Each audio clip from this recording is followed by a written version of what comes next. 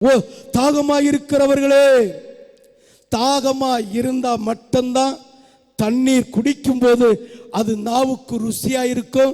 தாகம் இல்லாமல் இருந்தால் நிச்சயமா அது ருசியா இருக்காது. ஏதோ ஒரு கசப்பு தன்மை, இல்லை உவர்ப்பு தன்மை, இல்லை உப்பு தன்மை, ஏதாவது ஒன்று அதில் உண்டாகும் என்பதை நாம் அறிந்து கொள்ள வேண்டும்.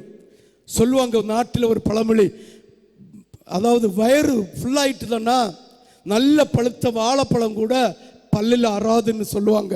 அதே போல தாகமா இருக்கிறவங்களுக்கு மட்டும்தான் கர்த்தர் இலவசமாய் இந்த கிருபைகளை தருவார்.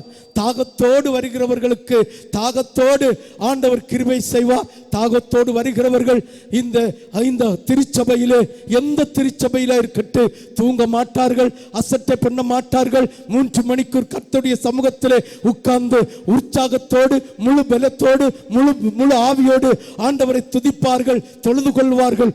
அவர்களுக்கு கர்த்தருடைய வார்த்தை தேனிலிட்ட பலகாரம் போல இனிக்கும், அது மதுரமாயிருக்கும், அது நன்மை உண்டாகும், அது தீமையை விட்டு விலகும், அது நம் மகத்துவத்தை பரத்திலிருந்து தரும். மற்றவர்களுக்கு அது அல்ல. ஹல்லேலூயா.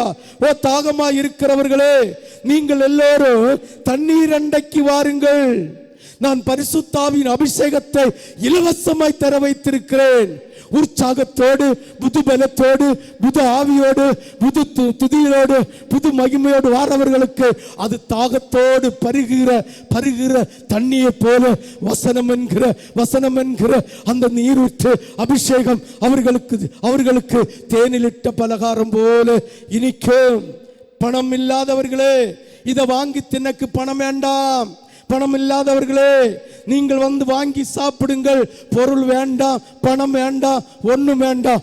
உற்சாகத்தின் ஆவி இருந்தா இதை திருச்சபையில் இருந்து பெற்றுக் கொள்ளலாம்.